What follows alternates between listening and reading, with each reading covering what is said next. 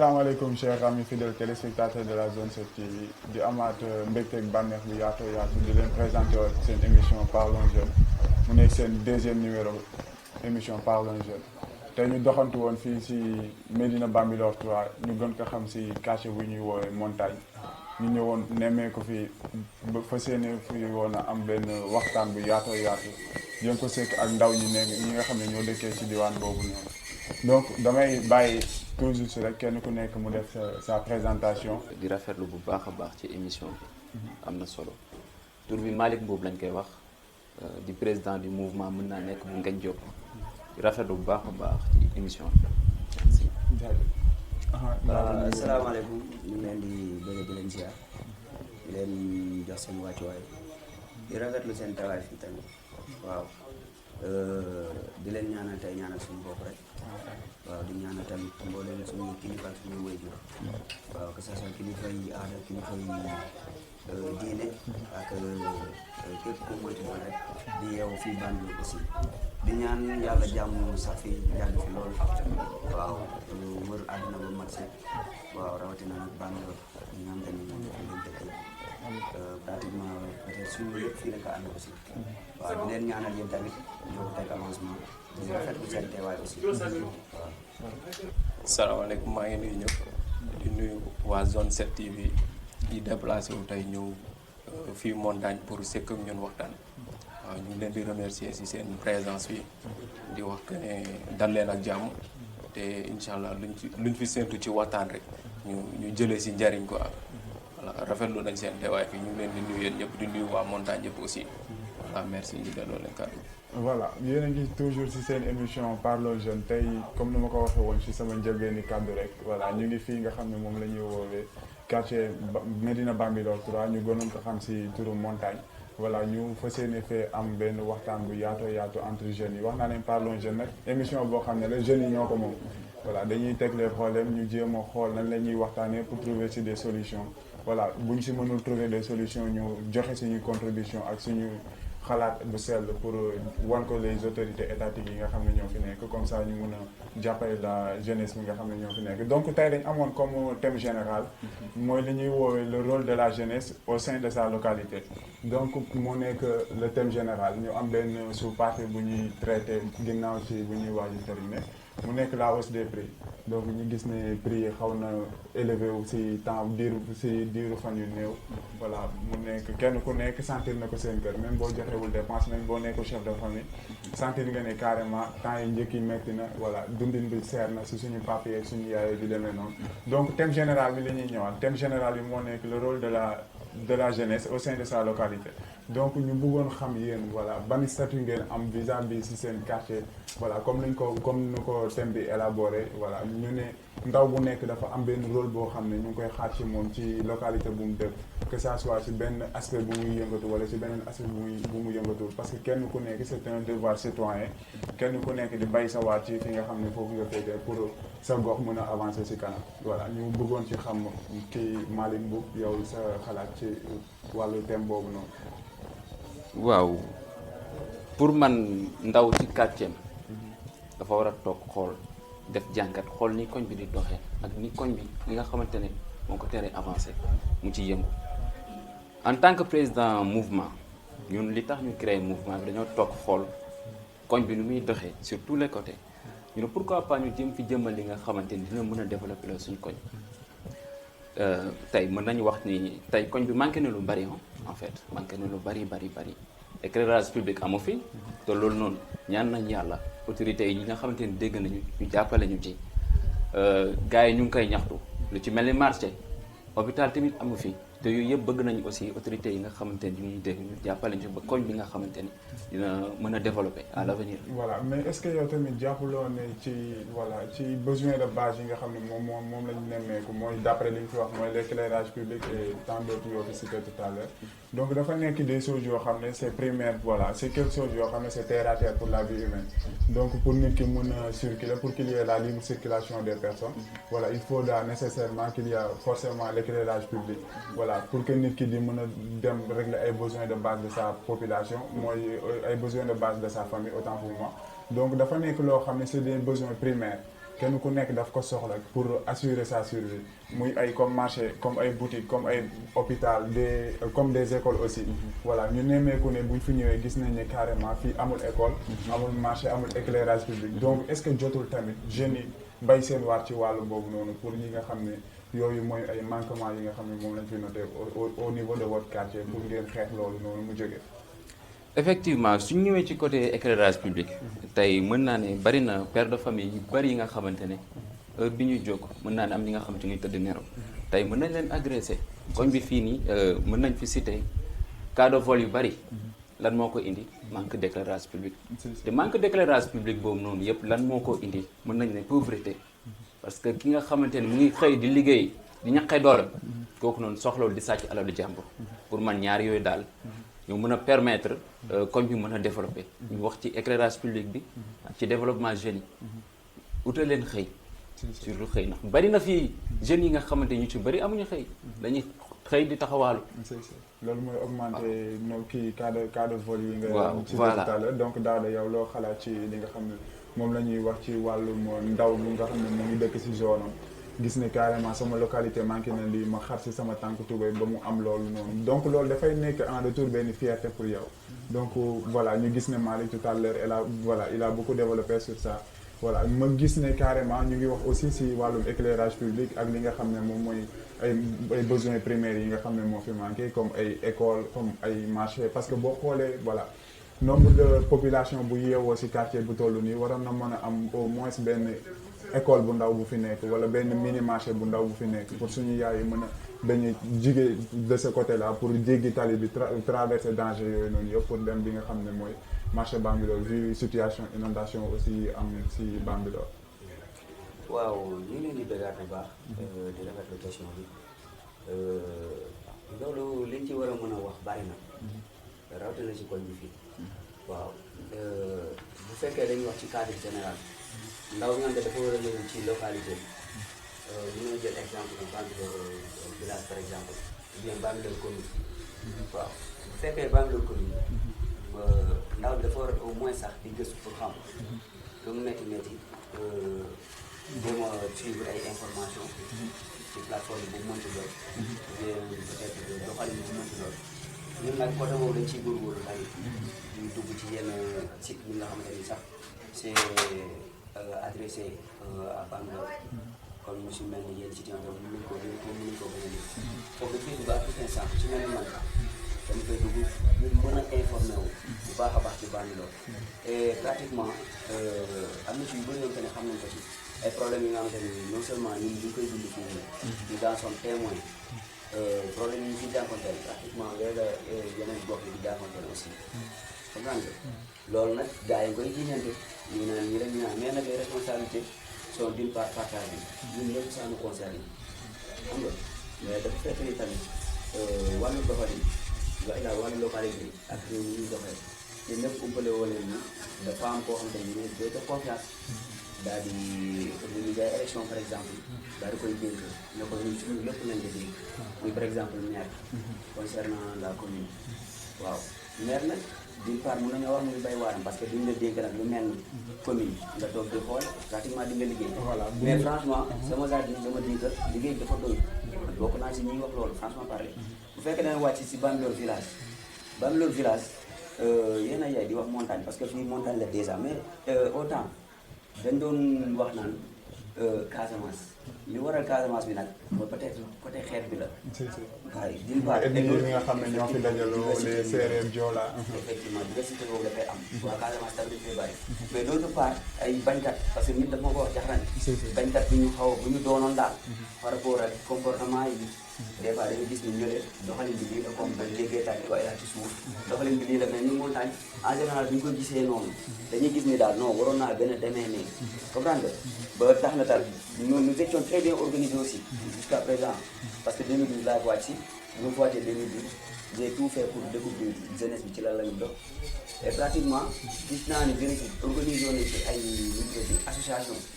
ma ñëw intégré ñu nekk ci association liggéey ba 2015 association di juga ko daanu li tax ñu juga ko daanu nag d'une part problème financement loolu mais d'autre part problème compréhension da cee amul. est-ce que aussi nekkul benn manque de volonté ak engagement bu nga xam ne moom lañ leen a ci jeunes yi parce que comme lu thème bi wax rek parce que voilà nit ku nekk dooy évoluer ci benn localité war nga nekk benn acteur de développement avant tout d'abord voilà parce que yow nit du jéegaani voilà nit du jógee ci beneen quartier yow ñëw di la defaral sa quartier. effectivement man si loolu laa doon dégg sax si loolu laa doon dégg parce que li ma la doon wax association boobu naa la wax benn affaire boobu de ba nii de am na ñu koy wax mun naa sax lim ay tur am na si kenn ku ñu naan Séni par exemple association bu muy dox ñu gën a nekk xale lan la doon wax association bu tëddoon hôpital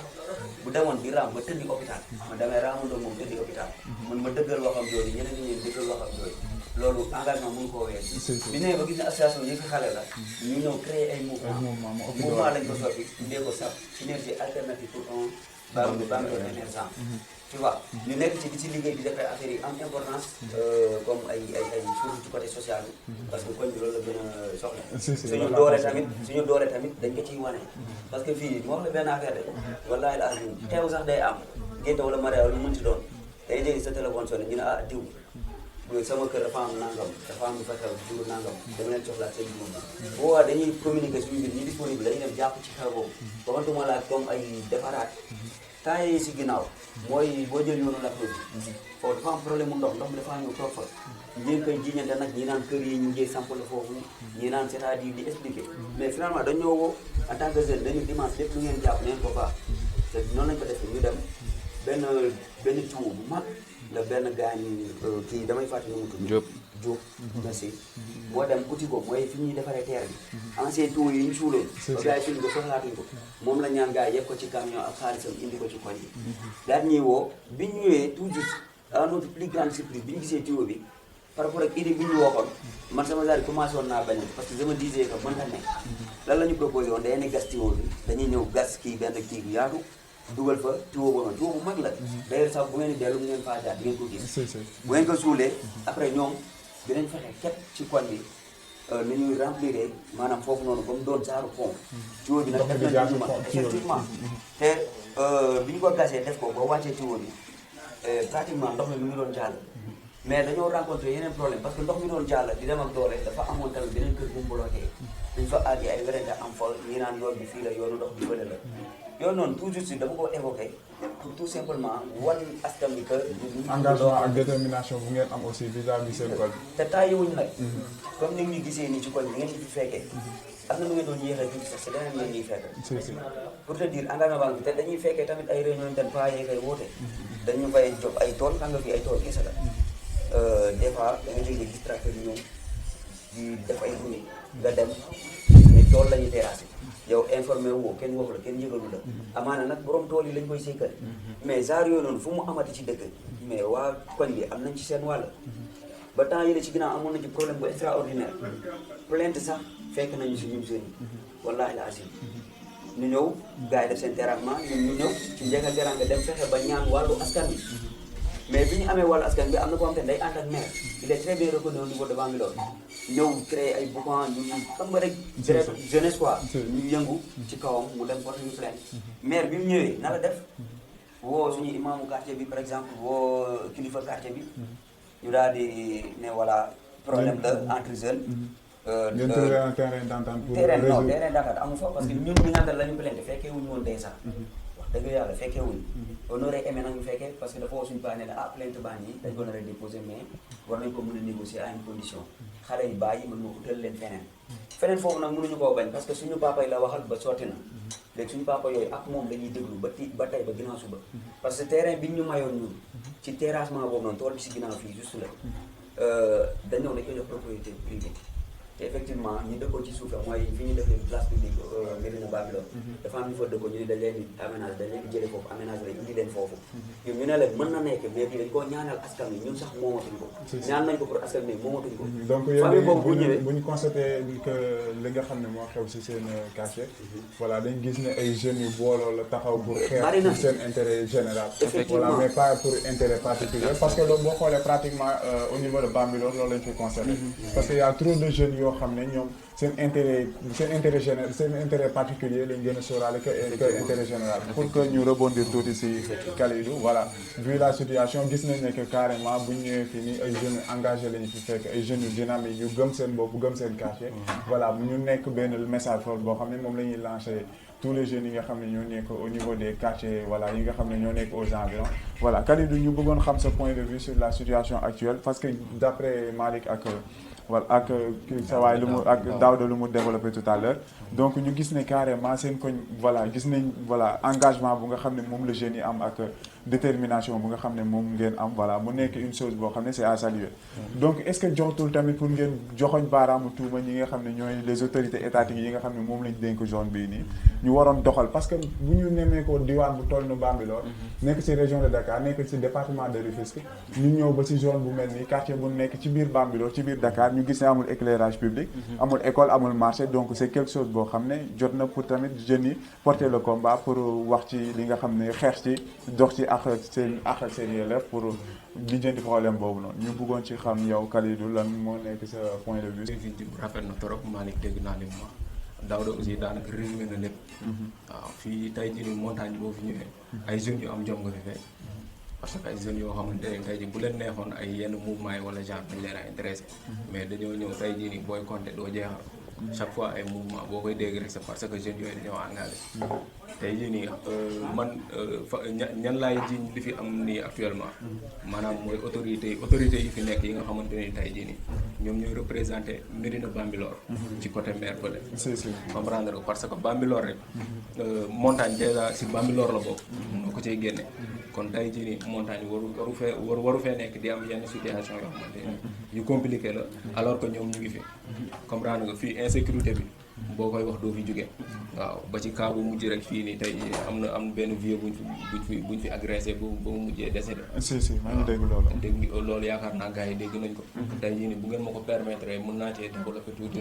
pour ngeen amaale ci yenn information parce que vieux boobu daanaka man ma pour lu ma doon nekk ak moom chaque jour dama ko doon fréquenté. tey jii nii xam nga loolu noonu yëpp ay kii la yu nga xamante ne tey waroon naa mën a ñàkk fii si montagne. éclairage waroon nañ dem waruñu woon toll fu ñuy réclamer ay éclairage public wala genre yoo noonu. xam nga ñi ñu représenté ci côté maire fële ne la ñun fii nii lépp lu ñu waroon pour ñu def ko pour ñu xeex pour gars yi war ñu koo indil ñu ngi koy def te ñu ngi ci yoon boobu noonu ba léegi bàyyiwuñu léegi nag ñoom ñoo war a am xawma benn compréhension bi nga xamante ne tey jii ñu ne kat lii kat du yoon que ne comme ni nga ko expliqué léegi ci région de Dakar lañ nekk département bu Rufisque tout près fii nii xam nga yenn affaire yu ndawaan yi nii di la manqué comme éclairage public wala genre yooyu noonu ñoom tey jii nii ñu représenté foofu noonu doo fi nekk 17 tours mais ñoom ñoo war a geesuwaat ñoo xam te xam nañ man du tuumaal leen mais xam naa que ne xam nañ li nekk fii ump leen. waaw est-ce que d'après lu ñu dégg ngay développé est-ce que bu ñu taxawee def foofu benn constat bu ndaw parce que gis nañ li nga développé parce que tout à l'heure wax nañ ko ci seen biir wax mu nekk ay jeunes yoo xam ne dañoo def benn alliance pour développer seen quartier. voilà mu nekk un acte citoyen parce que citoyen bu nekk noonu nga war a mën a doxee. donc est-ce que jotul tamit yéen ngeen porter le combat ngeen demal seen bopp voilà sans que ngeen di xaar ñi nga xam ne ñoo leen représenté au niveau de la mairie. parce que boo d'après lu nga wax say analyse toujours si la parce que ñooñu dafa mel ni dañoo jiital seen intérêt particulier au lieu que ñuy xeexal askan bi li nga xam ne moo waral ñu teg leen foofu noonu. dëgg la comme li nga mujjee wax nii loolu tamit peut-être loolu tamit beneen combat lay ne xam nga tey jii ni ku sañoon nga demal sa bopp mais tey jii ni buñ la tegee foo xamante ne leer na ni yow lii moomoo ñi ko moom ñoo ngi fii nii tout près nga war a leen defal li nga leen war a defaral tey jii ni loolu force la yow nga dem réclamer loolu ñoom ñi ñëw defaral loolu bu fekkoon sas bu loolu new fi woon ñun tey jii ni mën nañoo volontaire demal suñu boobu mais li fi nekk te quartier yi moom ko ñu war leen koo defal pour sécurité bi doy éclairage am ak yooyu noonu loolu si seen ndodd la tegu ñoom ñoo ko war a def moo tax tey jii nii nag bu demal sa bopp neex na trop mais ñoom loolu noonu yëpp responsabilité yooyu noonu si ñoom la wékku ñoom ñoo war a assurer loolu noonu parce que fii tey jii waroon na weesu fii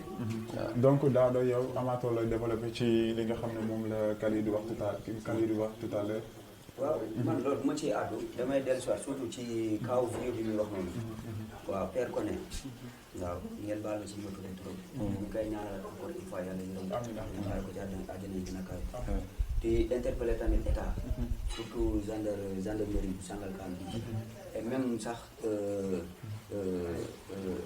section brigade criminelle ñun ñu ngi leen interpeller ci acte bi amul fii Bambilor daf ñoo metti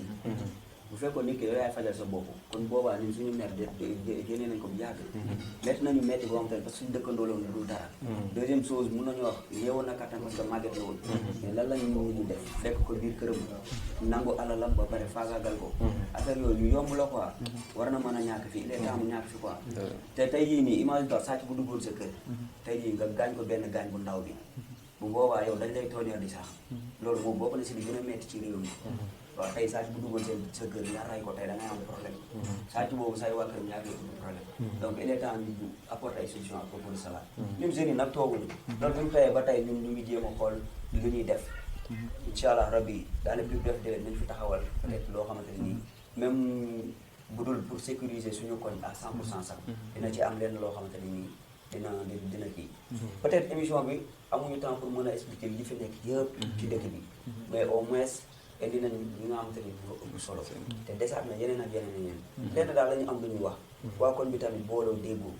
ñu ngi koy prôné ñu ci jaayante parce que problème éclairage bi nii ay temps mouvement SAP de la indi exemple bi dañ doon wër ci kër yi di ko expliquer li ñi pour ñu comprendre li ñu bëgg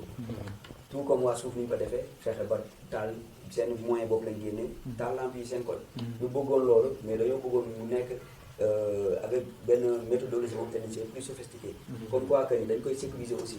nawet bi bu ñëwee ndox mi du ko mën a yàq en plus de cela day taak heure taak muy fay heure fay mais yàlla dafa dogal bi ñu ko débuté ba compter porte-lampe yi 400 nangam porte-lampe la woon dañ doon yor suñu kii di ko marché di defay recensement effectivement ba xam ñaari porte-lampe la ñu jubluwoon ci wàllu matériel yi yàlla dafa dogal mu am beneen association bu fi nekkoon tamit peut-être dese nañoo déggoo on sait jamais bi ñu ko débuté toujours si daal sentir nañu ñoom it ut nañ seen i kii wu bopp matériel bopp ba commencé woon liggéey bi ñun ñu ñëw ne leen ñun de lii lañ bëggoon te commencé ngeen ko donc mun na leen a bàyyeewu ngeen def li ngeen man ñun bu ñu paree dinañu àggale. Voilà donc voilà les fidèles téléspectateurs dañuy marquer une pause juste ñu dem xool page publicité dem ci li nga xam ne moom mooy Rema Fashion borom sañse yu baax yi ñu revenir sur le plateau.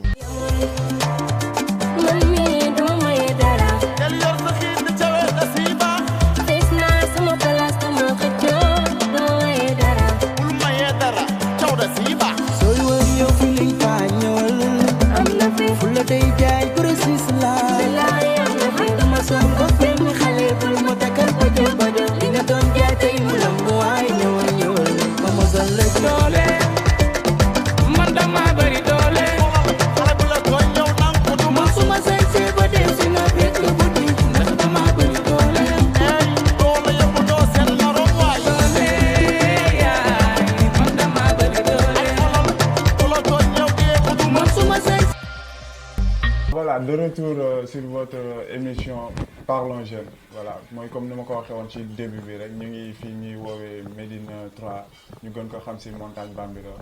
voilà ñu amoon benn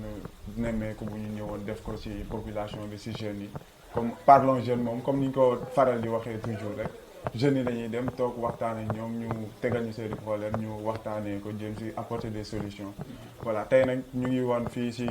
Médina 3 Bambilor ñu amoon comme thème général mu nekk rôle de la jeunesse dans sa localité voilà ñu ñëw doon ci waxtaan ak jeunes yi depuis tout au long de la journée donc ñu jógee ci page pub kooku mooy Rema Fashion borom yére yu baax yi ku bëgg yére bu baax rek ak sañse bu rafet ci été bi voilà demal gis Rema Fashion donc ñu nuyu la sëñ bi ginnaaw bi ñu la dalaloo ci seen émission Parlons Jeunes ñu bàyyi la nga nuyu les fidèles téléspectateurs de la Zone 7 TV. bon asalaamaaleykum wa rahmatullah maa ngi nuyu waa Zone 7 TV di la nuyu yow mi tamit borom émission bi waaw di nuyu bépp ñëpp ñuy seetaan Zone 7 TV waaw. voilà man maa ngi tudd Madi Manga di dëkk fii di yeewoo fii montagne Médina Bambilor 3. voilà léegi Madi bu ñu bëggoon xam yow lan mooy sa point de vue ci thème bi nga xam ne moom la ñuy développé depuis sànq ba léegi parce que ñu ngi naan le rôle de la jeunesse dans sa localité nga gis sa confrères yi sa camarades yi ak sa voisins yi sax la ñuy wax ñuy ci développé pas mal de points voilà ñu bëggoon xam Madi moom lan moo nekk point de vue am ci situation boobu noonu. bon man sama wax comme dama koy souligner maanaam si Bambilor commune de Bambilor ak Bambilor village. Déjà ñun Bambilor village on est plus de 10 000 habitants. Suñu cimetière déjà ñun kese xajuñu ci. En plus suñuy école dematul comme noonu suñu hôpital boo fa duggee tey pour nga faju rek problème la amul lu doy maanaam ventilo sax pour nga mu dal la sax nga dugg hôpital sentir ni am nga soin médical sax problème la comme genre boobu ñu jël ko di ko dugal ci ay marché man je dis que du woon yoon. En plus que lu bu weesoo loolu lu toll ni comico ñu dolli ko ci suñu biir dëkk déjà Bambilor village loolu motul ñu toll ni comico ay cité mu enclavé ñu amul école amul marché amul mën naa ne terrain de foot yu baax léegi loolu moo solal sax ba moo ñu topp ba suñu biir classe parce que léegi lu toll ni cité comico amul marché amul école amul hôpital ñoom ñëpp war a ñëw dugg ci suñuy marché day xat suñuy élèves léegi élèves yi nekk cité comico bu ñu ñëwee ba di toog suñu biir école ñun ñi Bambilor village élèves yi classe yi baaxul déjà élèves yi dañ daan toog 2 par table yoon sax may ñëwoon ñuy jàngee 2 par table mais léegi élèves yi dinañuy toog ba 4 par table élève du concentré wu concentration boobu noonu dul am ci élèves da leen di toog ba moo tax jamono yi léegi taux pourcentage examen yi daan am éducatif bi dafa am problème ba léegi li gars yi daan avancé toujours donc Mady yow d'après lu ma dégg nga wax ngay développé dafa mel ni comme si que da ngay joxoñ baaraama tuuma ñi nga xam ne mooy les autorités étatiques yi nga xam ne ñoo gérer la commune de Bambilor parce que boo xoolee dafa mel ni comme si que voilà dañoo aménagé wul l'espace dañu organisé wul li nga xam ne mooy territoire bi. merci ci cadre boobu laa doon waxee. parce que loolu yëpp dafa jot li nga xam ne tey bu naree am ci dëkk yooyu yëpp da nga koo war a di sóoraale waaw. lu mel ni loolu dañ ko war a prévoir lu toll ni cité amul canalisation. cité communaux yi canalisation manque de canalisation moo waral ndox usé ndox yi ngay gis jugee comico jaaree lu toll ni mooy guy ga fi ñu naan guy na Médina Bambilor 2 ndox boobu mooy ñëw ba fii nii suuf montagne. mooy sonal ñële ñii bu ñu baaree mooy sonal waa suuf montagne mooy génnee fii di ñi naan comment dirais ça yoonu Lac Rose bi di virer ba sama côté kër daaw ci ginnaaw gars yi baare woon nañ ndox bi loolu bi ñu ko baaree moo waral suuf montagne Médina si suuf ndox mi di fa taa loolu moo ñu jàpp ba tey ma delluwaat si ñàkk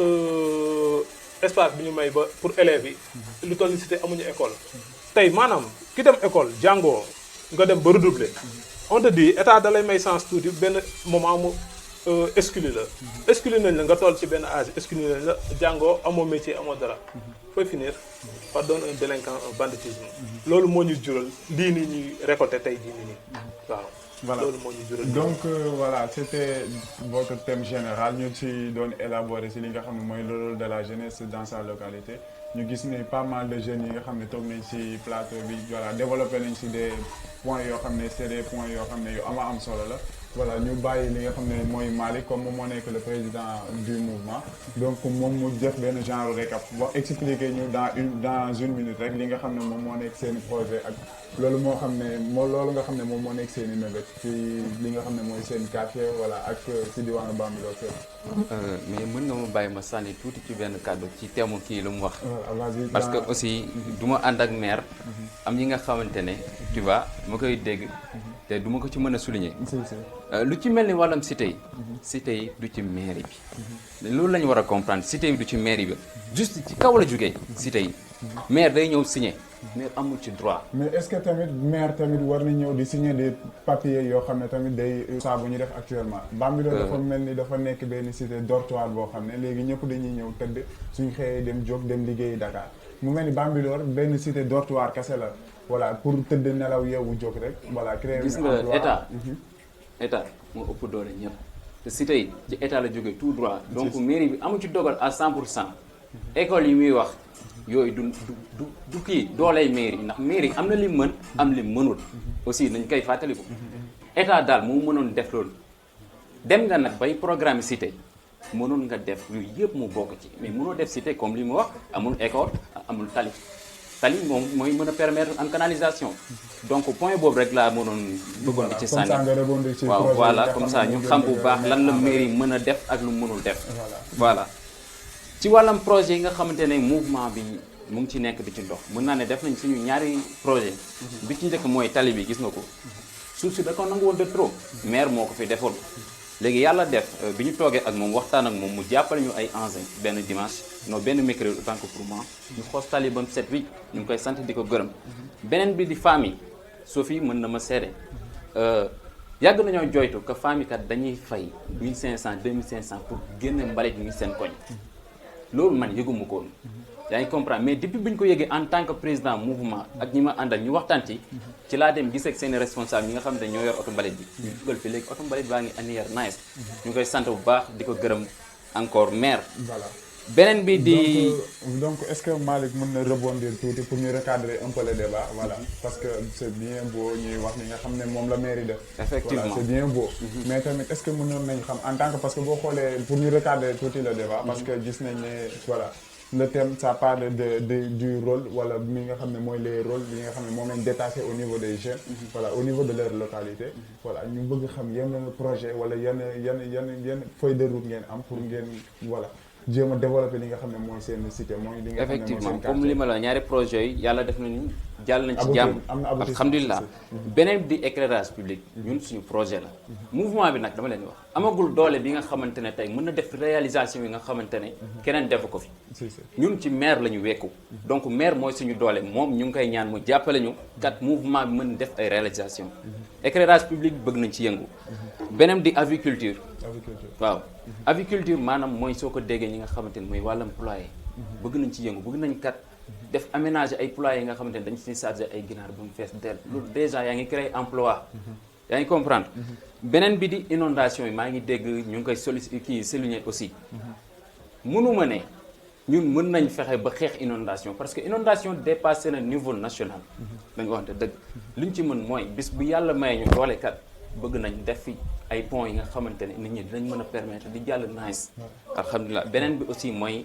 financement des groupements de femmes maanaam jigéen ñi bëgg nañ leen accompagner ci ay financement loolu lépp mouvement bi ay projet la yoo xam ne moom lañ bëgg a réaliser te bi ñu toogee ci kanamu maire wax nañ ko ba mu paree ne dinañ jàppale donc ñu ngi koy gën a ñaaxaat mu jàppale mouvement bi d'accord vu que temps bi mu ngi ñuy xocc en plus de ça voilà donc dañuy ñëw rebondir ci li nga xam ne mooy la dernière partie de l'émission mooy li nga xam ne mooy la hausse des prix li nga xam ne constaté nañ ko actuellement au niveau national gis nañ ne que même boo amul jabar nekk un célibataire yow da nga koy sentir voilà si sa koom-koom voilà parce que gis nañ suukar bi yokku na jimbo yi yokku na diwlin bi et tout ça donc yaay booy ñu ngi lay nuyu ginnaaw buñ la dalalee jàmm si seen émission Parlons Jeunes ñu bàyyi la nga nuyoog les fidèles téléspectateurs de la Zone 7 TV.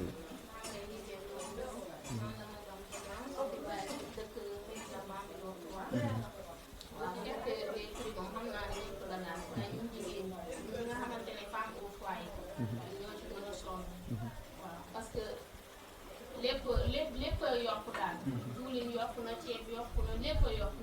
ndékki sax soo xëyee dangay taaba léegi boo ci boolee leen charge yoo xam ne dañ la koo yokkalaat day gën a metti wax dëgg yàlla metti na trop surtout ñu jigéen dangay xëy dépense bi ñu lay jox jël rek nga ciy jël te dangay obligé bëgg a compléter pour mën a loo ci dolli daal pour nga mën a satisfaire ses besoins. waaw togg añ rek déjà léegi reer bi sax pour nga taal ko problème la wax dëgg yàlla sonn nañ ci trop waaw bu ñu ci état bi mënee jàppale daal ñun daal jigéen ñi xam naa ne ñoo ci gën a sonn. voilà donc Mady yow loo xalaat ci li nga xam ne mooy la hausse des prix actuellement li ñu constaté au niveau national mu nekk loo xam ne dafa dal ci kaw ñëpp. bon man dinaa si mën a wax parce que bien vrai que ni comme ni ko gars yi di waxee ñun ay célibataire lañ di ñu sori ci yooyu mais tamit doon célibataire teewul mu am ay charges yu dal sa kaw ay charges yu tees yu dal sa kaw di nga bokk ci liy avancé kër gi am na yenn yoo xam ne rus nga toog comme jamono juñ toll nii muy am ci dëkk bi wala nga nit soxla ko sa biir kër lu mel ni ay jimbo ay ceeb ak yeneen sonal nañu lool ñun ñi tamit parce que nu mu dee métti na lool mais chaque instant dina am li nga xam ne di nga ko yokk si sa biir dépense lu toll ni saaku ceeb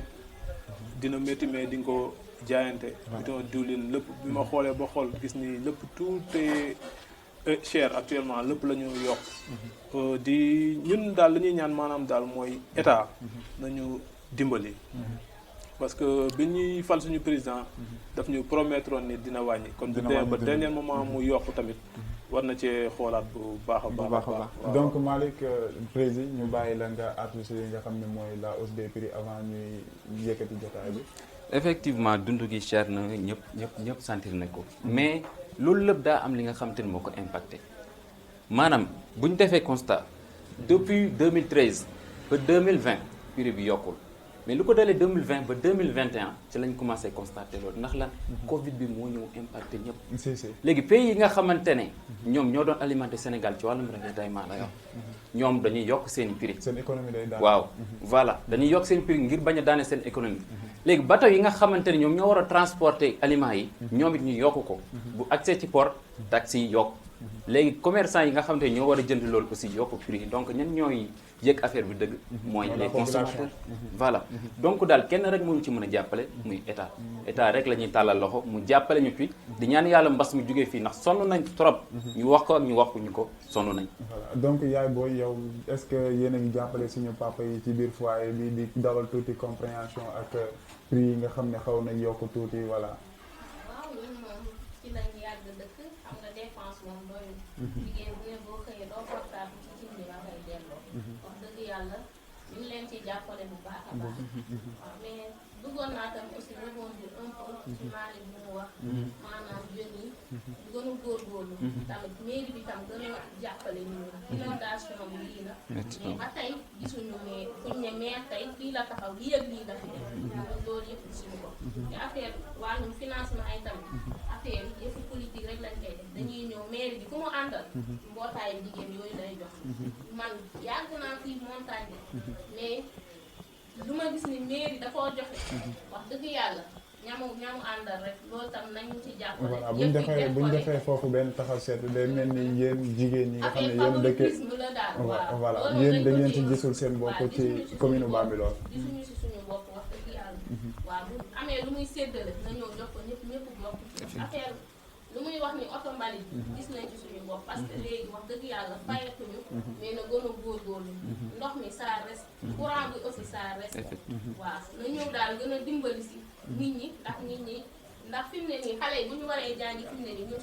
suñu fiti du toog parce que kon boo tourné ndox la te loolu du sécurité pour xale yi di jàngi. dëgg waaw na gën a voilà donc dañuy ñëw ci Madi mu joxe voilà ses mots de la fin comme ça ñu yëkkati jotaay bi. bon man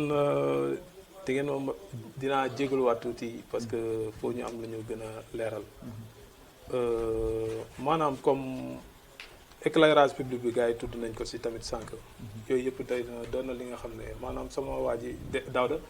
jaaroon na ci mais leeralul parce que su ma sañoon comme nuñ ko bëggee woon maanaam ba ñun xaar ñu lenn li nga xam ne dina jóge ci kanam maire li nga xam ne war na koo def